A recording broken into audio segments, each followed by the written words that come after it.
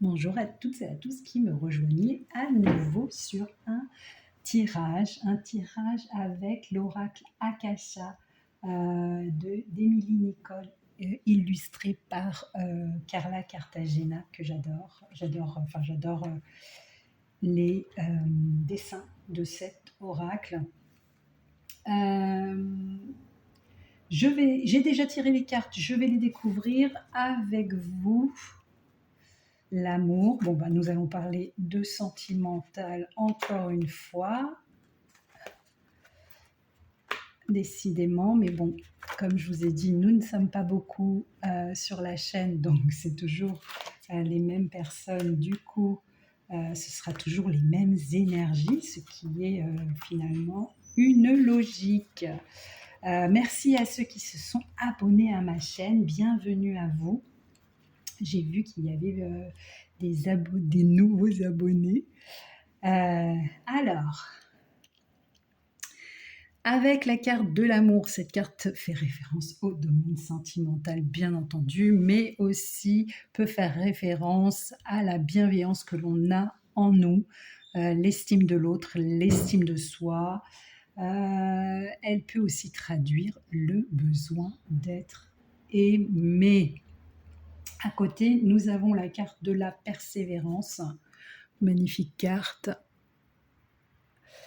Aussi, la persévérance parle des difficultés de la vie, des embûches imprévues qui nous ont fait prendre un autre chemin, d'autres voies. Mais là, on vous dit de vous accrocher. Ici, on parle une fois de plus d'une relation amoureuse avec son lot de difficultés.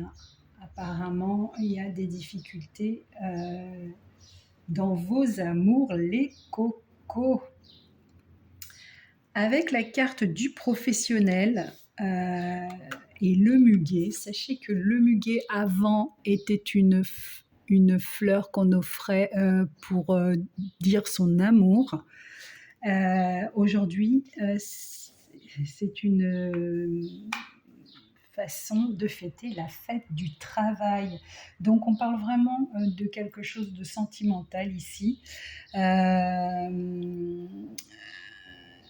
Mais elle va représenter dans cette relation, elle va représenter l'action. Elle traduit davantage la notion d'entreprendre, de passer à l'action, de s'investir dans cet amour pour une construction à long terme. Ok, très intéressant. Le syndrome du sauveur. Le syndrome du sauveur, c'est une carte qui est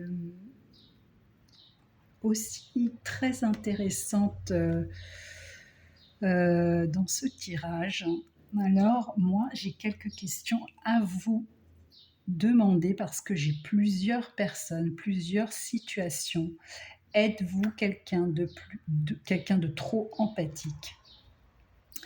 Vous noyez-vous dans cette empathie à votre propre détriment, ce qu'il ne faut jamais faire? Êtes-vous empathique avec une autre personne au détriment de votre couple? Ça aussi, je le ressens.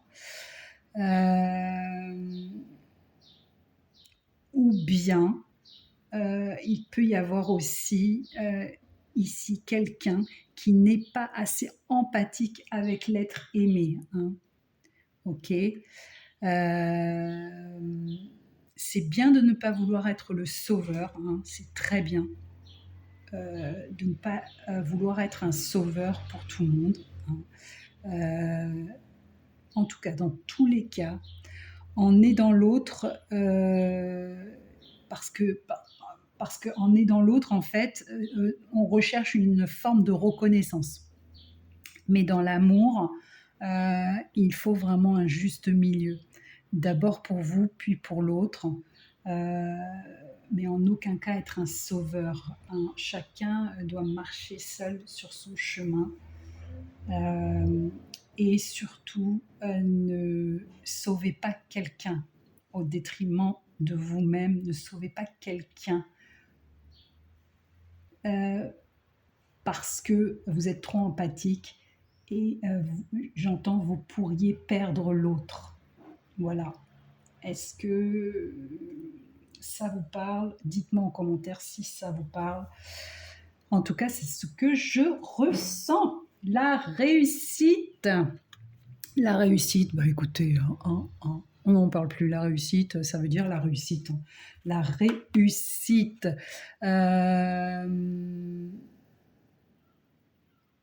J'entends que cette relation pourra survivre à toutes les difficultés.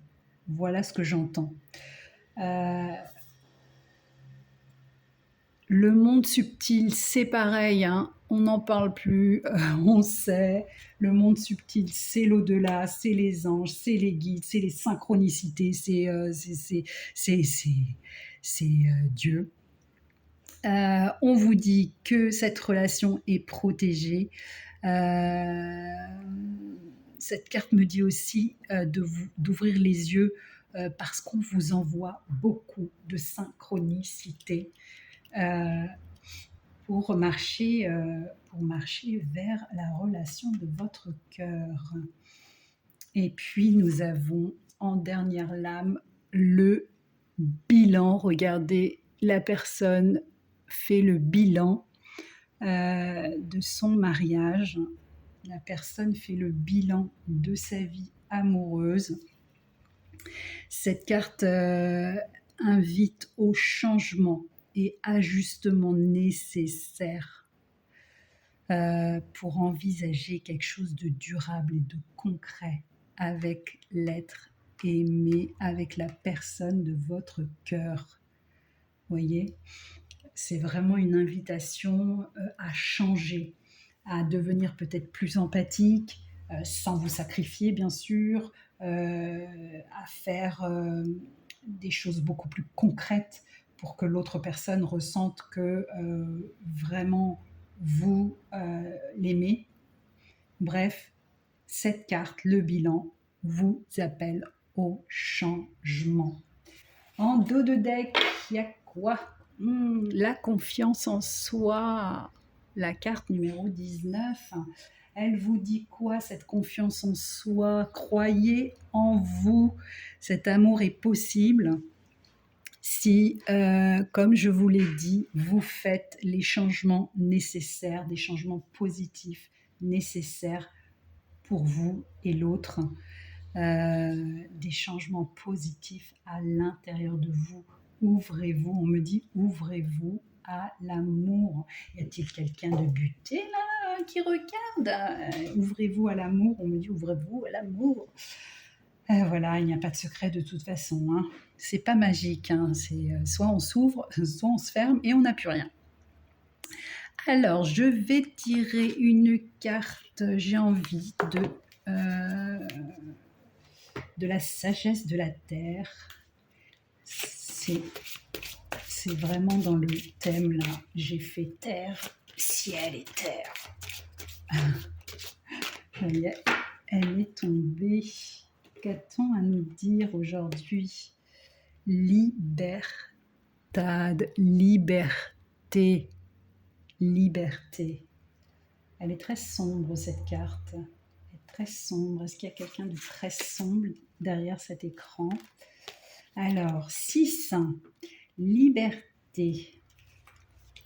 Le mûrier sauvage est une plante qui soutient le travail de l'ombre, c'est-à-dire l'exploration de notre inconscient. Il protège, soigne et aide à faire face aux peurs primitives.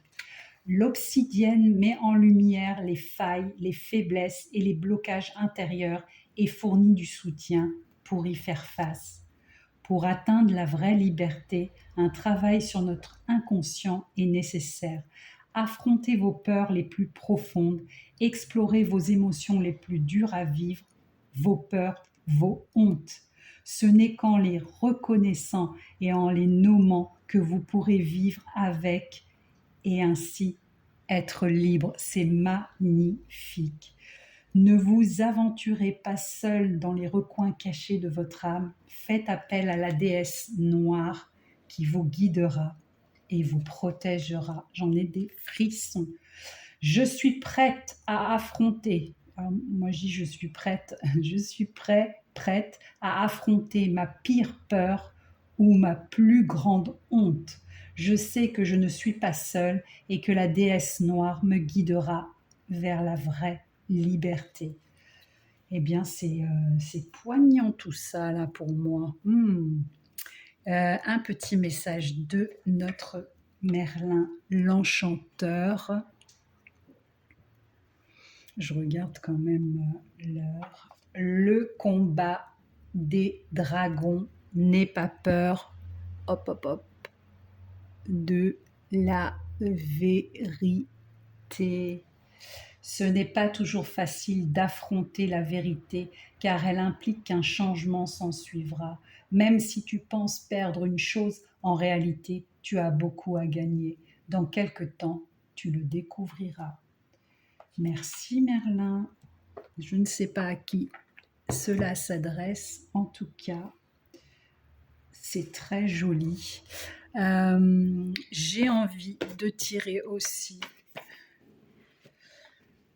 une carte de mission de vie d'Isabelle Serre.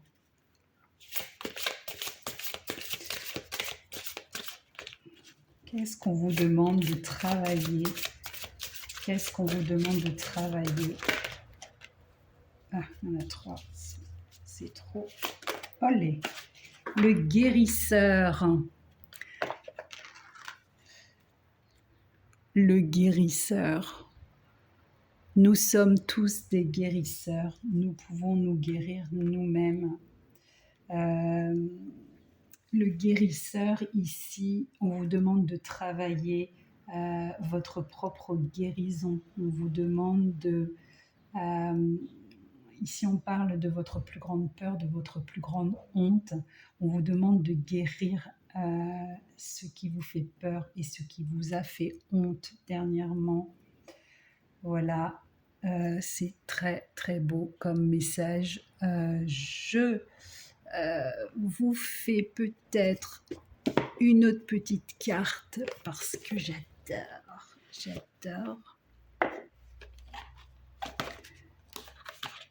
Tu es magique.